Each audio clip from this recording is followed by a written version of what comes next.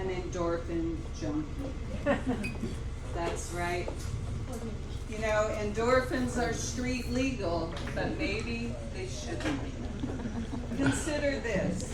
Through my exercise addiction, I've had hernias, kidney stones, blew out a vein in my leg, no knees, as in total bone on bone. Who knew you could run out of cartilage? And so I did. To top it all off, if those aren't enough of a litany, I had a bike accident. And I had to have my collarbone, my foot, and my neck repaired. We're talking pin, plates, screws, and for the neck, they took a piece of my hip and put it in my neck. So now I'm hip from head to toe. But I've got more screws, pins, and plates than my dad's toolbox. When people say she's got a screw loose, they may or may not be talking about my mental status. I'm just saying. Speaking of painful things, how many singles in here? Woo! Oh, just one. Come on! Well, anyway, we survived Valentine's Day, right?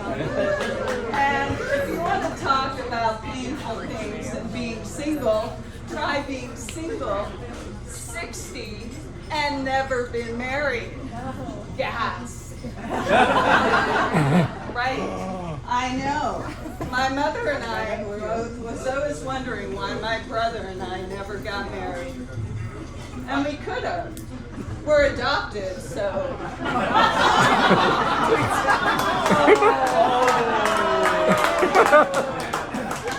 Easy now. I just came up with a solution.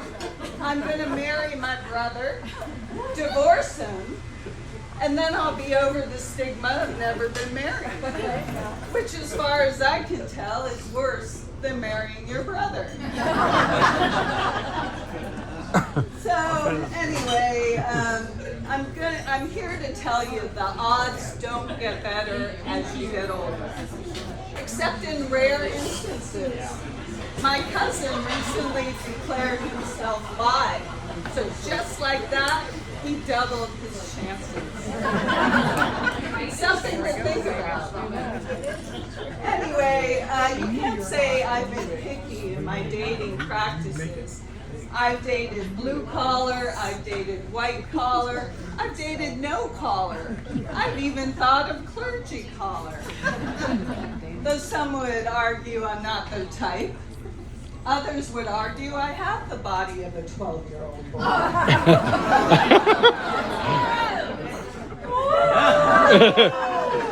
Regardless, let's talk about, I've dated a postman.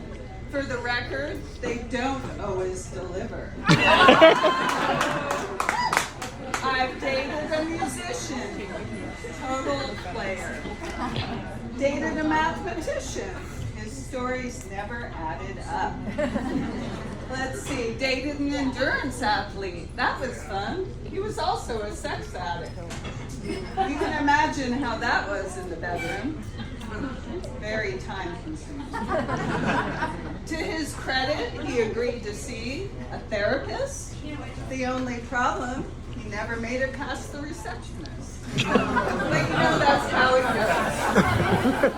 How it goes. So there are some benefits, some silver linings to dating as you get older. One of them, your eyesight goes. You can't see a thing. You can't see the monobrow. You can't see the wax or the hairy ears or those hairs coming out of the nose and other things. You can't see any of it on yourself or others. So your dating filter, your screening is softer. More than that, your priorities change. Now, You know, you used to want to date the guy with the great ass. Now, it's the guy with the great assets. Priorities. Next, let's see. You've got the guy, and I'm forgetting that. So now you've got memory issues starting young. You forget who you dated, and they tag you again, and you're like, oh sure, let's go out. Anyway, enough about the dating stuff. How many of you all are original Utahns? Homegrown. All right. How many of you are transplants? I'll ask the unpopular question. How many are from California? Woo! All right. Well, I've had the fortune of living in both places, and I made some interesting observations. One, in California, when you're riding a bike through a neighborhood, the kids wave their finger at you. In Utah, the kids wave hello. I'm not kidding. Very refreshing experience. In California, people cut you in line, in the grocery line, right? In Utah, people offer you cuts. Like, how refreshing is that? That's happened to me 3 times. I mean, it might have to do that I tend to, like, not use the whatever. So that's nice. Also, in California, they have threesomes. In Utah, they have soak and jumps. I'm not going to get deep into that subject, but let's just say if you know, you know, and it might explain why they have those jump houses all about. In any case, the other thing, California, it's all about manscaping, and in Utah, it's all about beardscaping, right? But let's backtrack here a moment. Let's talk about manscaping, shall we? Let's talk in a little specific detail. Are you all familiar with manscaping? Yes. Perhaps too familiar. All right. So, I mean, I'm all for keeping things neat and trimmed and clean. You know what I'm saying? But you don't want to get lost in some primordial forest or anything. But what about this manscaping where they denude the entire full Monty? Like, what is that? I don't know. I've been told, men have told me, the ladies like it. Like, really? Which ones? Ladies? Ladies, any votes here?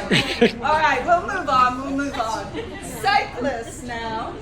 Cyclists and other men shave their legs. Are you all familiar with that practice?